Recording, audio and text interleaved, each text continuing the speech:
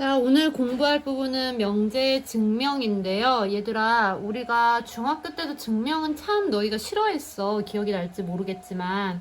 그리고 증명은 보통 기본적으로 수학 문제를 푸는 것처럼 해결이 되는 게 아니에요. 그러니까 예를 들어서 너희가 선생님 저 오늘 학교 갔어요. 이렇게 말을 했는데 선생님이 그래? 증명해봐. 이렇게 말을 했어. 그러면은 나 학교 갔는데 어떻게 증명하라고요? 이렇게 증명이란 게 참 힘든 거거든.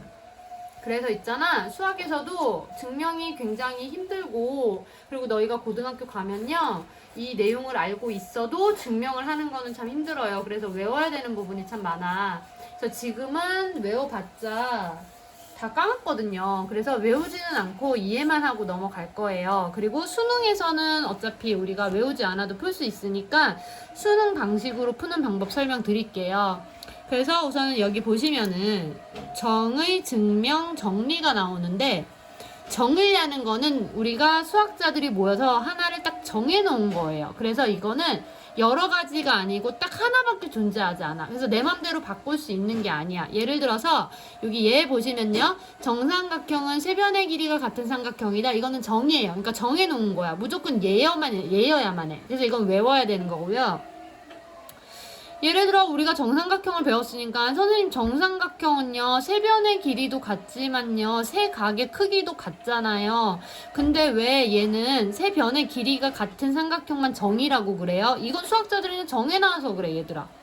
그럼 그 밑에 똑같은 게 나왔지? 정삼각형의 세 내각의 크기는 모두 같다. 이건 정리예요. 정리는 여러 가지가 나올 수가 있어. 그래서 정삼각형이라고 정의를 해놓은 것의 특징들이 여러 가지 특징이 있을 거야. 걔네들을 다 우리가 정리라고 할 수가 있어요. 그래서 여기 보시면 정의는 어떤 용어의 뜻을 명확하게 정한 문장이에요. 우리가 정한 건 아니고 수학자들이 정해버렸어요. 그래서 하나 딱 정해져 있는 거고, 정리는 참이 증명된 명제 중에 기본이 되는 것이나 다른 명제를 증명할 때 이용될 수 있는 거, 그러니까 여러 가지가 존재할 수 있는 거예요. 그리고 방금 전에 증명 말했지? 증명은 명제의 가정과 이미 알려진 성질을 근거로 그 명제가 참임을 논리적으로 밝히는 과정. 그러니까 말 그대로 증명을 해내는 거예요. 근데 우리가 명제를 증명하고 싶으면 명제를 증명하면 좋은데 지난 시간에 선생님 설명을 했는데 명제가 너무 어려울 때가 있어. 그러니까 P가 Q임이 참임을 증명할 때 증명을 잘 할 수 있으면 좋은데요. 그게 아니고 증명을 못 할 때가 있어. 그러면 그때는 어떻게 하냐면 명제의 대우인 요걸 거꾸로 하는 거 있지. Q도 반대로 not Q는 P도 반대로 not P가 참을 보여서 증명을 하시면 돼요. 그 다음에 기류법은 있잖아. 내가 증명하기가 너무 힘든 거야. 그러니까 예를 들어서 다미야 너 오늘 학교 갔어? 이렇게 말했는데 선생님 저 오늘 학교 갔어요를 증명하기가 너무 힘든 거야. 그러면 선생님 저는 오늘 학교에 가지 않았어요를 틀린 걸 증명하면 되는 거예요. 문제 조금 어렵나? 그럼 요거는 조금 이따가 선생님 알려드릴게요.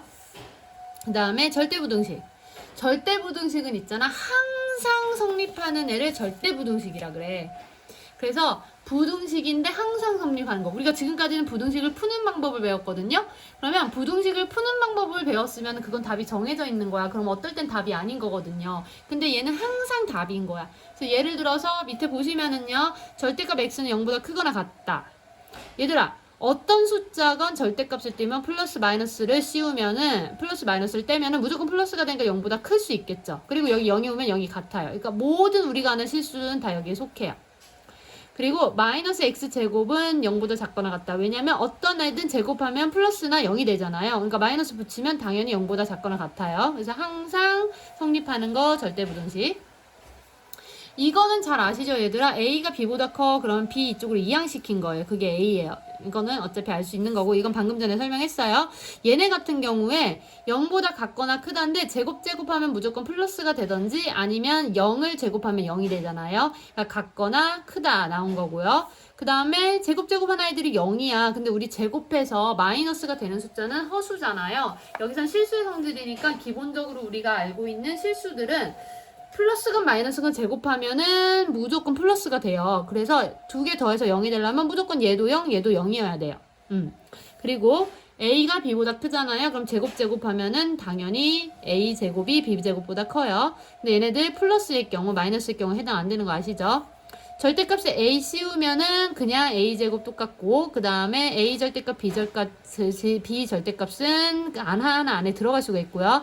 모든 절대값은 자기 자신과 같던지 클 수밖에 없어요. 왜냐면 여기 플러스 마이너스 존재하니까.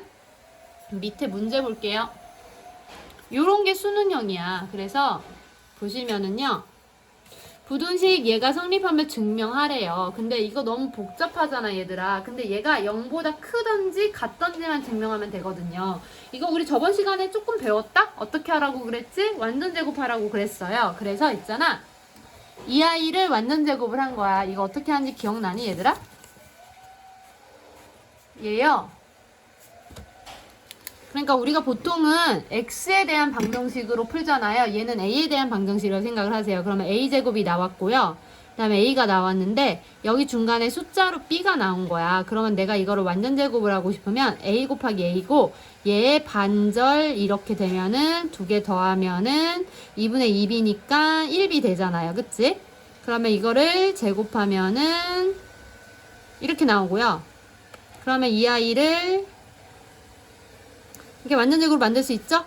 근데 이 위에는 그냥 b가 있잖아. 4분의 b가 아니라. 그러면 얘랑 똑같이 되려면은 4분의 3b 제곱 이렇게 해줘야지. 이거 두 개 더하면 얘랑 똑같죠? 그리고 앞에까지 완전 제곱이니까 이쪽에 안 보이나? 아이고. 이렇게 쓰시면은요, 얘는 어차피 실수의 제곱이니까 0보다 클 수밖에 없고요. 그 다음에 4분의 3도 실수니까 당연히 0보다 크고요. b도 역시 실수니까 제곱하면 0보다 커요. 그래서 얘네들은 무조건 0보다 클 수밖에 없어요. 그래서 지금 선생님 가 풀었고요. 그 다음에 나 보자. 이때 등호가 성립하는 거는 크다가 아니고 같다가 성립하는 거예요. 그래서 같다가 성립하려면요, 여기 풀어놓은 거 있지? 선생님 여기 풀어놓은 거, 이게 같다가 성립하려면 이거를 말을 하는 거거든요. 그러면 얘도 0이고 얘도 0이어야 되잖아, 얘들아. 그러니까 얘가 0이려면은 얘는 이렇게 돼야겠죠? 그러면은 그리고 얘도 0이어야 되잖아요. 얘가 0이려면은 곱하기 4 나누기 3 양변 이렇게 해도 0이니까 b가 0이어야 되잖아요. 그럼 이쪽이 0이면 a도 0이죠? 그래서 답은 a는 b는 0 이렇게 쓰셔야 되는 거예요. 여기다가 이해 가세요? 이거는 항상 써줘야 돼. 그래서 얘는 별수 없고요. 외우는 수밖에 없어요. 그래서 이해가 가면 좋고 이해가 안 가면 선생님한테 문자 하세요.